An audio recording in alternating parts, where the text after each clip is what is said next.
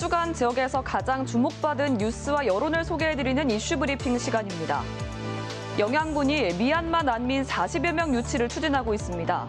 영양군은 지난달 기준 인구가 15,000여 명으로 울릉군을 제외하면 전국에서 인구가 가장 적은데요. 소멸 위기를 벗어나기 위해 난민 정착 카드를 꺼낸 겁니다. 조선일보는 관련 상황을 취재했습니다. 재정착 추진 대상은 미얀마 소수민족인 카렌족으로 미얀마 전체 인구의 6.5%를 차지합니다. 정부군과 반군 간 교전을 피해 태국 국경지대에 피신 생활을 하고 있고 불교와 유교 등 우리나라와 문화적 동질성을 가진 것으로 알려졌습니다. 영양군 관계자는 법무부와 협의 중으로 확정된 것은 없다면서도 이르면 올 하반기 실행할 예정이라고 전했습니다. 동아일보는 난민 정착시설처럼 기존 주민들이 기피하던 시설을 유치하려는 인구절벽 지자체들의 사례를 보도했습니다. 청송군은 여자 교도소 설치를 위해 법무부를 설득 중이고요. 대구도심 군부대 이전에는 영천과 상주, 대구 군위군이 뛰어들었고 경남 거창군에선 화장장 유치를 위해 9개 마을이 경쟁했습니다.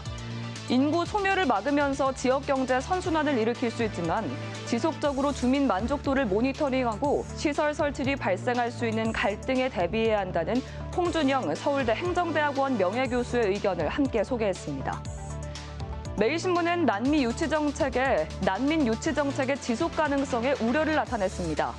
영양군은 이미 2019년 북한 이탈 주민 정착촌을 추진했지만 사업비 확보 문제로 성사되지 못했습니다.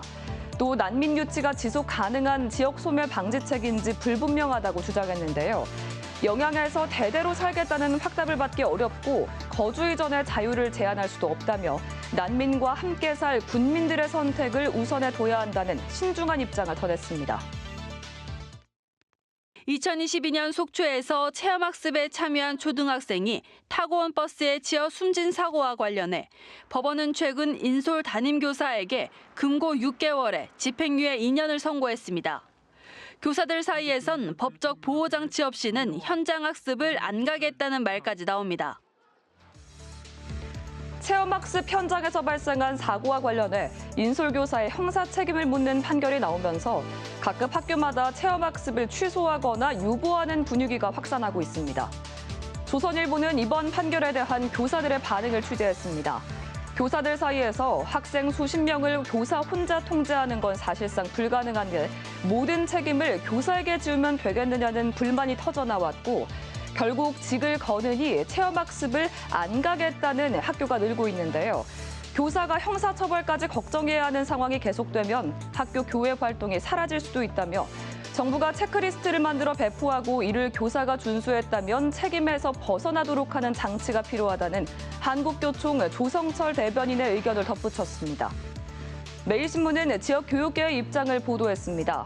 대구 교사노조가 최근 교사 1000여 명을 설문조사한 결과 응답자의 80%가 현장 체험학습을 전면 폐지해야 한다고 응답했습니다. 가장 큰 이유로 안전사고로 인한 법적 분쟁 우려가 99.5%로 압도적이었습니다. 하지만 대구시 교육청 관계자는 학생과 학부모의 선호가 크고 교육적 효과도 높다며 체험학습을 무조건 배제하지 않고 조례 개정, 보조인력 지원 등 다양한 대책을 논의하고 있다고 밝혔습니다. 세계일보는 6월 개정 시행을 앞둔 학교안전법의 내용과 한계를 짚었습니다. 학교안전법엔 학교 밖 교육활동의 안전요원 배치를 의무화하고 고의나 중과실 없이 법에 따른 안전조치를 이행한 경우 교사와 학교가 민형사상 책임을 지지 않도록 하는 내용이 담겼는데요. 충남교사노조는 이 개정안으로는 현장의 불안감을 해소하기 어렵다며 안전 매뉴얼 법제화와 법정 면책 규정을 명확히 해야 한다고 주장했습니다.